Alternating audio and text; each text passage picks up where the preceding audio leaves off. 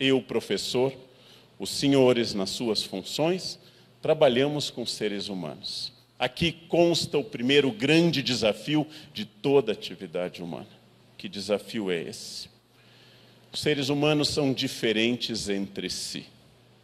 Os seres humanos são distintos e eu jamais sentirei a dor de um outro ser humano, porque os mecanismos celulares e cerebrais, nervosos e emocionais que conduzem à dor são exclusivamente individuais. Eu posso chorar pela dor de um filho, eu posso lamentar a dor de um ente querido, porém, a dor é da pessoa. Eu jamais sentirei essa dor. A dor pertence a cada um. E mais, a diferença de cada um na percepção do frio, do calor, da fome e da dor. Quando alguém me diz que está com frio, eu sequer consigo avaliar se esse frio é similar ao frio que eu sinto. Talvez não seja. Como gaúcho e amante do frio, quando eu digo que estou com frio, eu estou no Canadá, está 27 negativo, e eu digo, eu estou com um pouco de frio.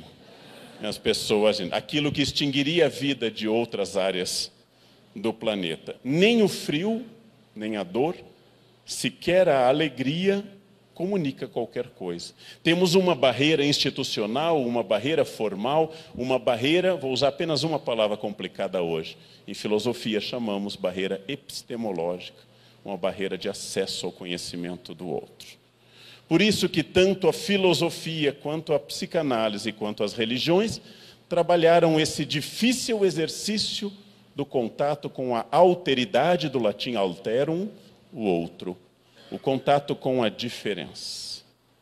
Sempre foi complicado. Piorou nos últimos anos. Comecei citando as pessoas de câncer. Se eu disser a qualquer um dos senhores que eu sou de Aquário, o que eu ouvirei como resposta? Eu sou de Libra, eu sou de Peixes. Se eu disser a qualquer um dos senhores, o meu mais velho tem 19, eu ouvirei, o meu tem 21. Ninguém escuta ninguém. Eu, Leandro, acordei às 6, aí eu acordei às 5. Eu tenho uma dor de cabeça, eu tenho um tumor. É uma concorrência permanente, pois nenhum de nós escuta o que o outro diz. Se eu disser aos senhores uma idiosincrasia, uma característica minha, absolutamente irrelevante, mas para fins de exemplo significativo, que eu, Leandro, abomino, detesto, execro o gosto do coentro. Sei dizer coentro em 9 línguas para poder rejeitá-lo em todos os lugares do mundo. Há uma mutação genética que dizem que 10% da humanidade sente o coentro como sabão. E eu possuo essa mutação num grau enorme. Sofro na Tailândia, sofro na moqueca capixaba do Espírito Santo, sofro no México, sofro naqueles lugares para quem o coentro é uma coisa fabulosa. E eu, Leandro, tenho que entender que há pessoas que compram coentro e colocam aquilo na comida do próprio filho e oferecem ao filho, como Alcibíades ofereceu a taça de cicuta a Sócrates, e oferecem ao próprio filho uma coisa dessas. Eu, Leandro, jamais vou poder expressar a náusea que me causa o cheiro e o gosto do coentro. E eu vou ter que entender que há pessoas que adoram coentro e enchem a comida de coentro. E que no belo estado do Espírito Santo, preenche-se a panela de barro com coentro e tempera-se com um pouquinho de peixe, que é para não estragar o gosto do coentro, que é a moqueca capixaba. Ora, eu jamais vou entender o gosto alheio, porque, por definição, todas as vezes que alguém me ofereceu um gosto, ofereceu uma experiência única de alteridade. No Himalaia, experimentei chá de manteiga de iaque. O iaque é um boi almiscarado típico das montanhas do Tibete. Dele sai um leite, faz-se uma manteiga, pega-se uma colher daquela manteiga, dissolve na água quente, fica uma camada de gordura líquida, o cheiro é de um animal selvagem, e os tibetanos veem naquilo uma bebida fabulosa. Eu não compartilho da mesma ideia. E você entra numa simpática casa, porque os tibetanos são todos um povo extraordinário, ele lhe oferece o chá de manteiga de iaque. E você precisa tomar aquilo. Na medicina tradicional indiana ayurvédica, uma das terapias é tomar sua própria urina pela manhã. Eu prefiro morrer de todas as doenças. Não sei se escova depois os dentes com pinho-sol, não sei o que você faz depois de uma coisa dessas. O gosto culinário, o gosto médico, o gosto sexual, o gosto estético de cada um é único e irrepetível. E eu não consigo entendê-lo, apenas posso dizer que é diferente. E não obstante, eu sou obrigado a conviver em comunidade e negociar permanentemente de detalhes a grandes questões. Num momento em que o narcisismo das pessoas disparou. No momento em que ninguém mais escuta ninguém e que esse narcisismo se tornou uma referência importante para todo mundo.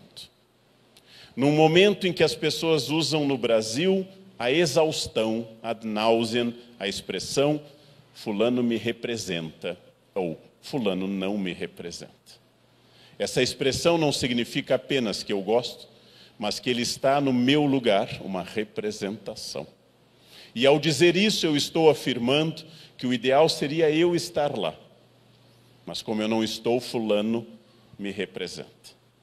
É comum eu ouvir na minha página na internet alguém que diga, eu gostava muito de você, mas você disse essa frase, agora você não me representa. Eu agradeço e tenho certeza que tanto a pessoa como eu sobreviveremos ao impacto desta pessoa abandonar a minha página. E seguiremos nossas vidas pesarosas, melancólicos, mas catando os cacos dessa relação destruída entre um completo desconhecido num avatar e a minha pessoa. Uma frase muda o que você me representa ou não me representa. Uma única ideia contamina toda a minha opinião. Olha, eu votaria em tal candidato a prefeito, mas não gosto da religião dele. Mas eu gosto menos ainda do outro. Então vou votar nesse. Então vou votar em branco, porque nenhum me representa. O problema não é o debate político, inclusive o uso político, e é absolutamente lícito do voto nulo ou do voto em branco. Resposta, inclusive, à nossa idiotice de manter o voto obrigatório. O que eu digo para os outros é que ele tem que ser igual a mim. E isso traduz muito do que eu sou, isso traduz muito dos meus valores. Não tem como eu sentir de fato ao outro. E é por isso que desde a Grécia, passando pelas religiões monoteístas, em particular o cristianismo, que domina no Brasil e na Europa Ocidental, por enquanto, por isso que nessas religiões monoteístas se trabalha muito o conceito desse pathos, desse sentimento, que eu posso ser antipático. Eu sou contrário à sua identidade, ao seu sentimento. Eu posso ser junto, simpático. E eu posso ser inclinado a, num sentido de inclinação, de empático.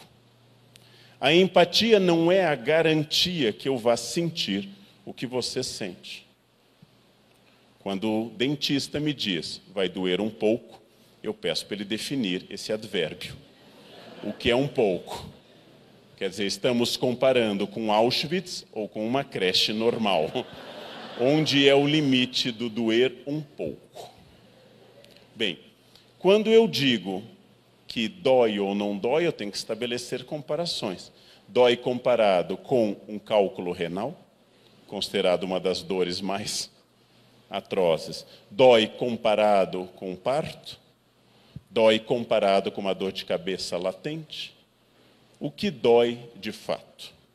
Eu tenho que ter uma empatia com qualquer ser humano, especialmente os senhores e eu que trabalhamos com seres humanos, porque a empatia é a condição de que, mesmo que exista essa barreira epistemológica já referida, eu consiga estabelecer um mínimo de comunicação que garanta que a minha ação seja efetiva. Os romanos diziam, atraem-se mais moscas com mel do que com vinagre.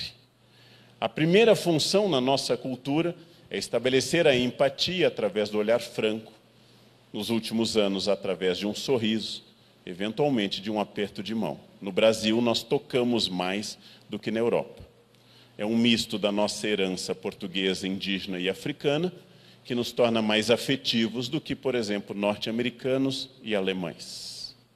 Brasileiros, com frequência, conversam com os outros tirando coisa do ombro, catando fios, não no meu caso, mas catando fios de cabelo dos outros, espanando caspa dos ombros e assim por diante.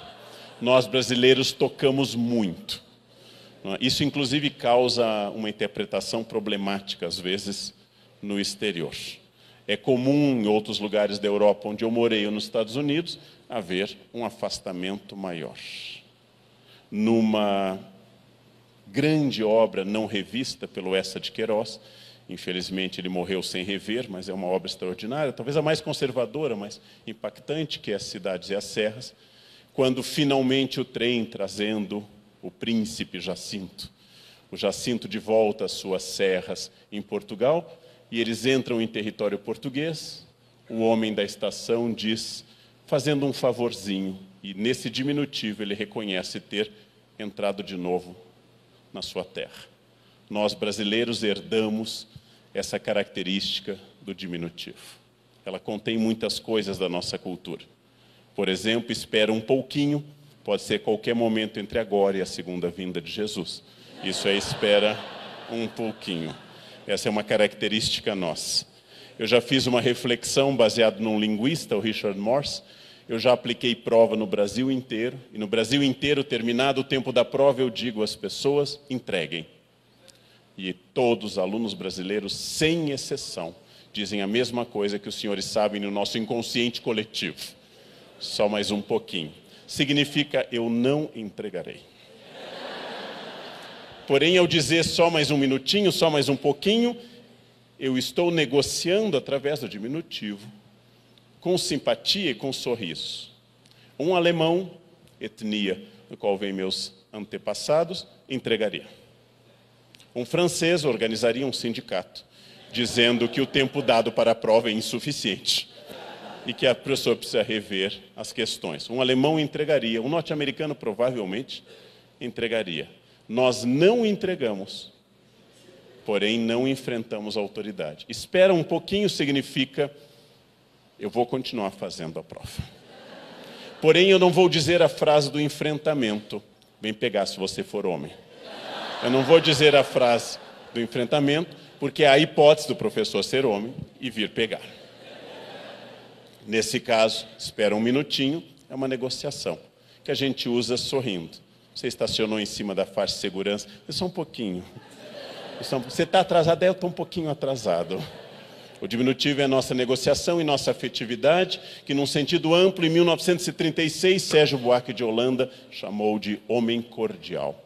O brasileiro funciona pelo coração, cor, cordis. Ele funciona impulsivamente. Homem cordial não quer dizer homem simpático. Homem cordial quer dizer homem que funciona, inclusive, ao matar no trânsito, de forma intempestiva, de forma até agressiva, mas passional. Isso é o homem cordial do Sérgio Buarque de Holanda, que escreveu o segundo livro, após Casa Grande e Senzala, de 33, que define um pouco da estrutura de quem havia a ser o brasileiro.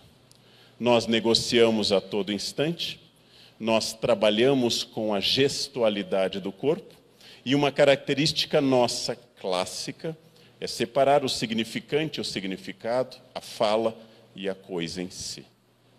Nós temos quase que uma parede opaca entre mim e o estrangeiro, porque a maior parte dos estrangeiros, especialmente de áreas como o norte da Europa ou da cultura protestante nos Estados Unidos, funde significado e significante, ou seja, o que eu digo vai acontecer. A fala brasileira é uma fala alegórica e metafórica. Vamos, vou usar agora o erro comum da nossa pátria, vamos se ver. Vamos se ver. Me liga, outra expressão proclítica de próclise, muito comum na fala cotidiana. Me liga. eu não tenho seu número, mas me liga significa nada, absolutamente nada. Passa lá em casa para a gente sair, claro, vamos tomar uma cerveja qualquer dia, ok. Por que eu digo com tanta facilidade e concordo? Porque não significa nada. O nosso atual repórter e antes político e guerrilheiro, que é o Gabeira, ao estar no exílio na Suécia, na volta escreveu o livro Que é Isso, Companheiro, e narra uma conversa com uma brasileira testemunhada por uma sueca, que recém aprendera a língua portuguesa. Diz o Gabeira, passa lá em casa. E a colega brasileira respondeu em Estocolmo, eu vou ver se dá. E a sueca perguntou, ela vai passar? Ele respondeu, ela vai ver se dá. Mas ela vai ou não vai? Se der, ela vai, mas se não der, ela não vai. A sueca sequer conseguia compreender o que significa eu vou ver se dá. Vejam, eu trabalho com cultura norte-americana, já escrevi 2 livros sobre os Estados Unidos, já morei no país, tenho algum conhecimento dos Estados Unidos, algum. Recebi uma aluna para a Unicamp, enviada por um colega dos Estados Unidos, que pediu que eu a orientasse no início na universidade. Busquei-a no aeroporto, coisa que raramente os americanos fazem. Levei-a até a Unicamp, inscrevi-a numa pousada, procurei a secretaria, fiz tudo porque ela não sabia nada de português, e ao final de um dia dedicado a uma estranha, ato heróico pelas almas do purgatório, ao final de um dia dedicado a uma estranha, eu disse a ela uma frase brasileira em inglês. Eu disse a ela, me liga, call me. E ela me disse, para quê? A primeira coisa que me vem à cabeça é sua vaca. Passei o dia dedicado a você. Não saberia nem dizer your cow, né? Passei o dia dedicado a você, mas a idiotice era minha. Era eu que não interpretava que, para uma norte-americana, eu preciso estabelecer se é um appointment, se é um date. E, dependendo da palavra, haverá critérios e etiqueta para isso. Por exemplo, horário, quem paga e o que pode resultar do encontro. No Brasil, tudo é me liga, que pode terminar em qualquer lugar. E, geralmente, não termina em lugar nenhum, porque outra pessoa nunca ligará para aquela. Era eu que deveria entender a diferença cultural e ser mais empático ao ponto de onde ela falava. A história da humanidade é feita através de uma recusa do outro, que vai se tornando conscientemente uma antipatia ou uma simples blindagem, uma cegueira diante de todas as pessoas. Numa obra extraordinária sobre um ensaio geral sobre a cegueira, Saramago fala de uma cidade devastada por uma epidemia de cegos, transformada mais recentemente em filme, no qual vemos o centro de São Paulo, tomado de sacos de lixo, com pessoas andando sem rumo, para lá e para cá. Essa distopia do Saramago, essa não utopia, é a descrição do centro de São Paulo até hoje. E não tem nada, você olha a ficção científica e parece absolutamente plausível. Zumbis andando pela cidade, uma cidade tomada por sacos de lixo. Bem, empatia é um desafio muito grande. Ela pressupõe, em primeiro lugar, uma vontade de entender ao outro, de tirar um pouco da cegueira sobre o outro e aceitar, discutir e incorporar valores que pertençam ao outro. Empatia é um esforço. Ela é automática com a pessoa simpática, bonita, agradável. E algumas pessoas usam para substituir a palavra grega empatia, a palavra mais contemporânea, mas também de origem grega, energia. É uma das palavras que eu mais odeio na língua portuguesa. Energia é elétrica, atômica, magnética. Fulanos dizem assim, eu fui naquele hotel e a energia do hotel é muito boa. Não, ele é um hotel caro, a toalha tem 1.500 fios, o lençol também, o serviço é bom, é luxo. O que você chama de energia, eu chamo de 920 euros por dia. Não é energia, é luxo. A fulana tem uma energia muito negativa. Não, ela é chata mesmo. Quando você conversa com ela, você tem que ficar enfrentando essa chatice, aí você sai exausto. Não é energia, é chatice. É chatice, né? Torne-a agradável e a energia vai desaparecer. Não existe energia, aura. Existe gente chata e gente desagradável. Para isso eu preciso testar. Dizem os mesmos budistas que uma pessoa difícil queima meu karma negativo. Que as pessoas que vêm com demandas, que as pessoas desagradáveis estão ali para me fazer crescer. E como tem gente que me faz crescer. Nossa, a todo instante. Eu que cometo com frequência o erro da ira, da raiva, que sou rápido, sou estratégico, sou dinâmico, pego 2 aviões por dia e tenho que ser submetido ao timing, ao tempo dos outros. Passando pelo exame dos raios-x, a pessoa passa na minha frente, é o celular, apita e ela volta. Depois o relógio, eu esqueci o relógio. E eu ali envelhecendo, me aproximando da morte e quase perdendo o avião. Eu dou uma pista conceitual, meu senhor, qualquer coisa de metal, qualquer coisa de metal. Essa pessoa vai e volta 5 vezes e eu estou atrás dela. Essa pessoa estará na minha frente na fila do finger, quando a moça pedir o documento. E este senhor ou essa senhora vai procurar na bolsa ou na mochila um buraco negro. Eu não sei onde está o documento. E eu já com o documento desde que saí do táxi no ângulo adequado para mostrar. Enfim, essa pessoa acha o documento. Entra no avião intimorata, destemida, vai até o fundo e olha para o ticket 2A e começa a voltar. Contrariando a piracema que vai até o fundo do avião. Essa pessoa, vejam, gado, essa pessoa antipática vai sentar do meu lado sempre. Os espíritas e os budistas chamam isso campo magnético. Vai estimular que o meu karma ruim seja queimado. E não bastasse toda essa experiência para uma pessoa nervosa e irada, eficaz, estratégica e com o traço da pressa, essa pessoa vai passar o nosso voo dando ré no muco. Não sei se vocês conhecem o ato. Dando ré no muco. Dali até Fortaleza, dali até Recife, dali até Belém do Pará.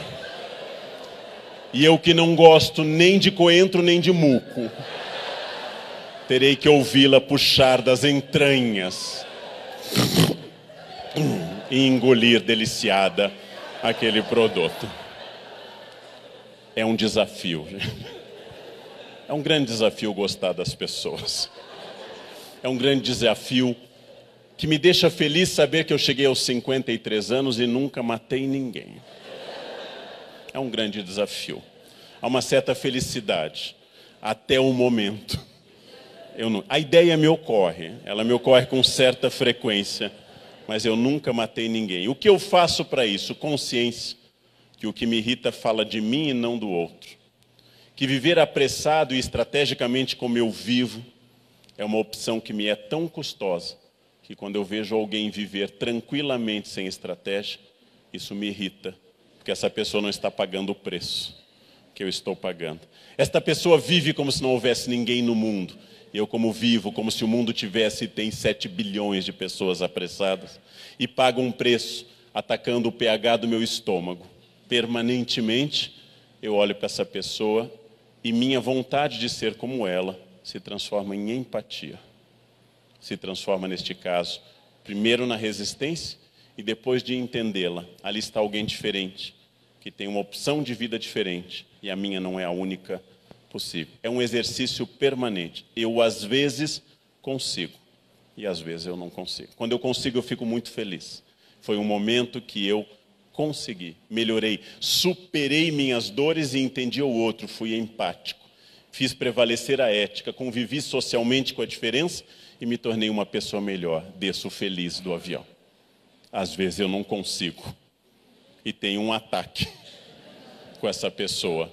Nesses momentos eu fui derrotado pelo meu narciso, fui derrotado pela vaidade e como um novo Santo Antão do deserto, eu tenho que voltar para o fundo da caverna e meditar de novo e mais uma vez. para encerrar ante as perguntas, ocorreu há 2 anos, um episódio que fala dessa consciência da empatia e da antipatia. Eu tenho em São Paulo apenas uma pessoa, um amigo, que é milionário, com quem eu comecei a trabalhar junto, depois se tornou uma pessoa próxima.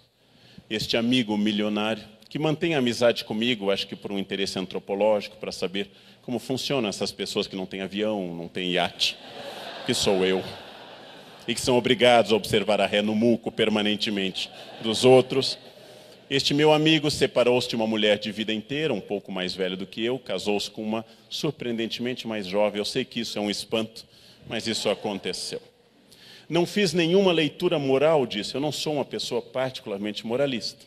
Lembrei-me até de um episódio de um grande plantador de soja no Brasil, que, surpreendido aos 80 anos com uma moça de 18, enfrentou uma repórter que, entre crítica social e inveja, disse a ele: "O senhor não sabe que ela está com o senhor por interesse?"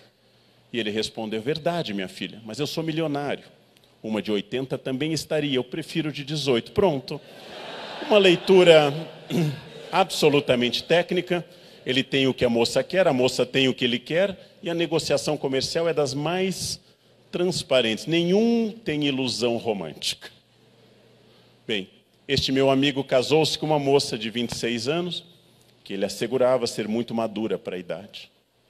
E pediu a seguinte indicação: "Leandro, você viaja pelo mundo inteiro, faz voltas ao mundo, me diz um lugar perfeito para a lua de mel." E eu disse: "Uma das Ilhas Baleares tem uma vila mediterrânea para alugar.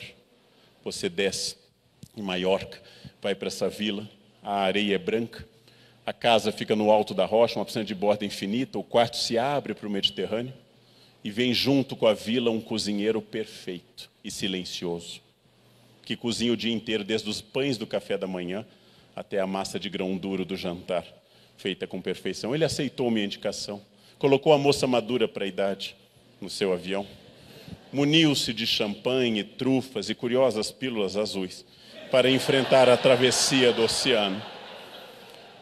Desceu no aeroporto das Baleares, lá seu iate o esperava para levar a ilha paradisíaca, passou 2 semanas felizes. E ao voltar, me deu uma garrafa de um vinho muito acima da minha classe social, um Petrus, que eu ainda não abri. É coisa típica de pobre, né? Quando ganha uma coisa cara, tem medo de abrir porque vai estragar. A gente ganha um perfume, uma coisa cara, a gente guarda, não, depois vai ficar sem, né? Isso é típico de pobre. Cada vez que o avião sacode, eu penso isso, né? Nossa, não tomei o Petrus ainda. E aí ele me disse a frase que mostra como valores precisam de consciência. Ele me disse: "Leandro, ela está apaixonada por mim." Eu fiquei admiradíssimo com a frase.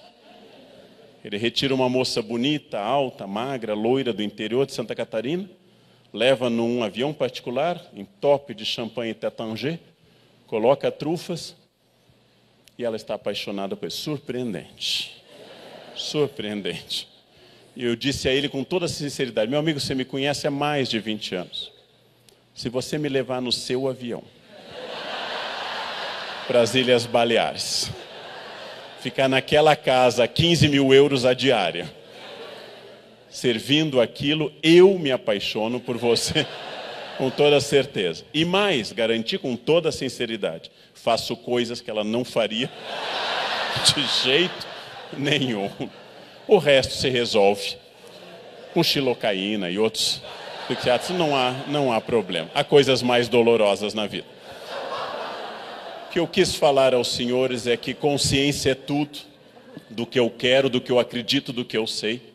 Se eu for uma pessoa consciente, autônoma, se eu for uma pessoa pensante, crítica, analisada, que tenha dito com clareza o que eu gosto e eu não gosto, pessoalmente, sexualmente, materialmente, eu raramente vou ser ofendido.